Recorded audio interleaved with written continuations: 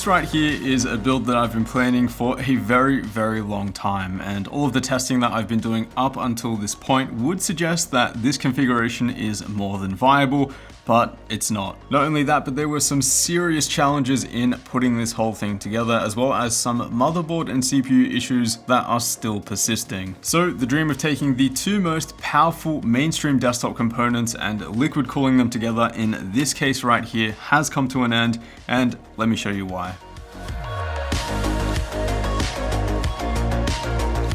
Firstly, before we get into all of the problems and challenges with this build, let's go over all of the parts. For the GPU, we're going with the RTX 3090, and the specific card is the PNY Accelerate Epic X, and the water block that I've got on there is the EK Vector RTX reference block. For the CPU, we're going with the new AMD Ryzen 5950X, 16 cores, 32 threads, but still just a 105 watt TDP part at stock. I've got that plugged into the Asus X570i ROG Strix, which I've previously reviewed as the best X570 ITX board that you can buy, but my experience so far using this board with Ryzen 5000 has been far less than ideal. More on that in just a moment, but in terms of the custom loop, it's the same as my previous build, which used an Intel 9900KS and an RTX 2080 Ti. That's a slim 240mm rad from EK, along with some slim 120mm Noctua fans. Most of the fittings that I'm using are EK Torque compression fittings, and the matte black tubing is also from EK. All of that will be listed down below. That's all housed inside the formed Tier 1, which is an incredibly optimized 9.5 liter small form factor case.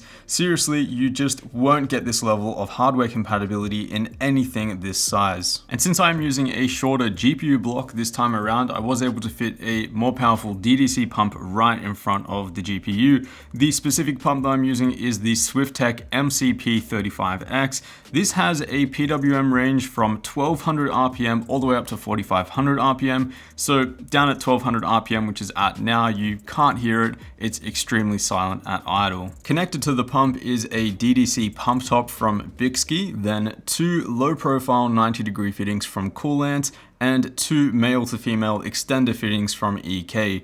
Personally, this is my favorite section of the build. Just really love the way it looks and how all of the parts came together. Also, to make filling the loop up a whole lot easier this time around, I added some of AlphaCool's quick disconnect fittings to the CPU side of the loop. This way I can connect a reservoir in line with the rest of the loop and get everything nice and filled up. There are still some bubbles that are collecting over time, but these are quite easy to remove and they're not large enough to affect the performance of the loop. Other relevant parts, we're using Corsair's SF750 Platinum power supply, 2TB of M.2 NVMe storage, and 32GB of G.Skill's Trident-Z Royal RGB memory. That's clocked at 4000 MHz, but this kit can't achieve those speeds on this board, so I've underclocked it to 3800 MHz and it doesn't have any issues there. Now let's get into the first challenge that I had with this build, and that's when I was getting absolutely no display from the RTX 3090.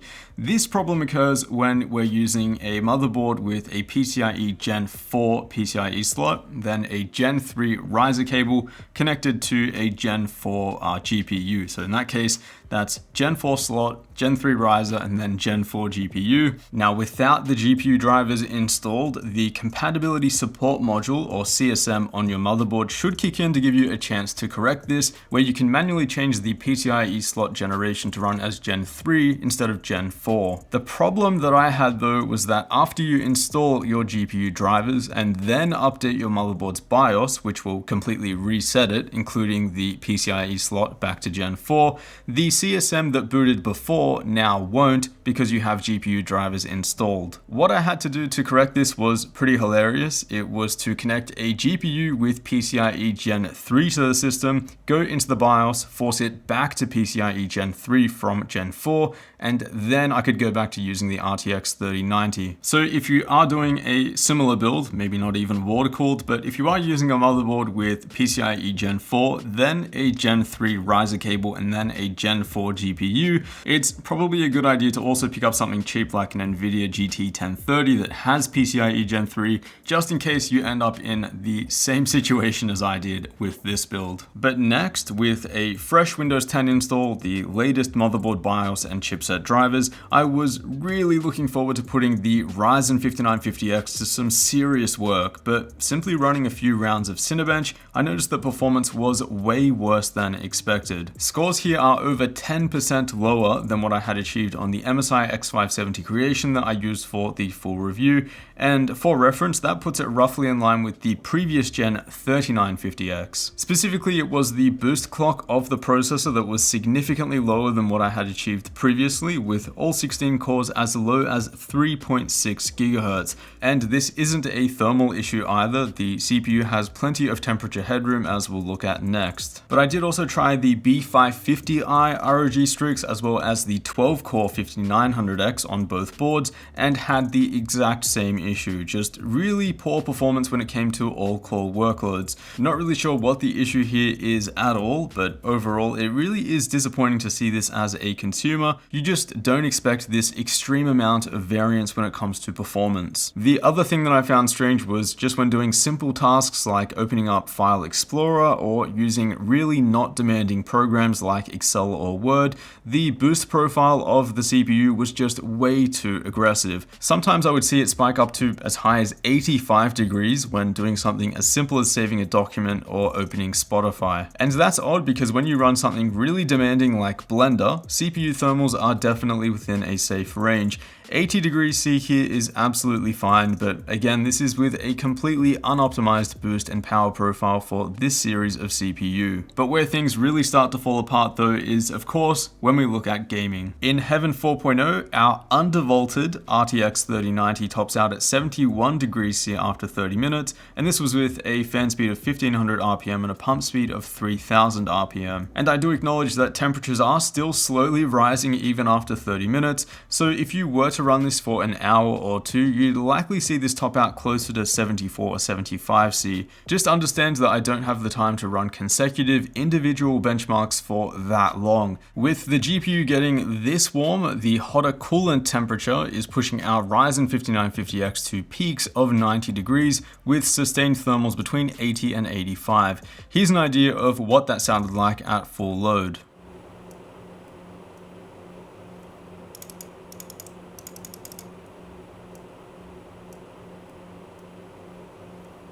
But it's when we switch over to a more demanding gaming scenario, say Witcher 3 at 4K, that it's clear that this build is just not viable. GPU thermals now increase up to 79 degrees C. Again, that's with a GPU undervolt that is already saving us quite a bit of power and temperature, and our Ryzen 5950X, because the coolant temperature is so hot, is basically not being cooled at all. But just why is a game like Witcher 3 so much more demanding than Heaven 4.0 or a game that I've previously tested with F1 2020? Well, when we climb into the data, we can see that despite undervolting our RTX 3090, it's still pulling a substantial amount of power, upwards of 335 watts. That's only 15 watts below stock. So I wanted to see what would happen if I set an 80% power limit in addition to the undervolt. Theoretically, this would stop the RTX 3090 from being too greedy when it comes to power in those more demanding titles.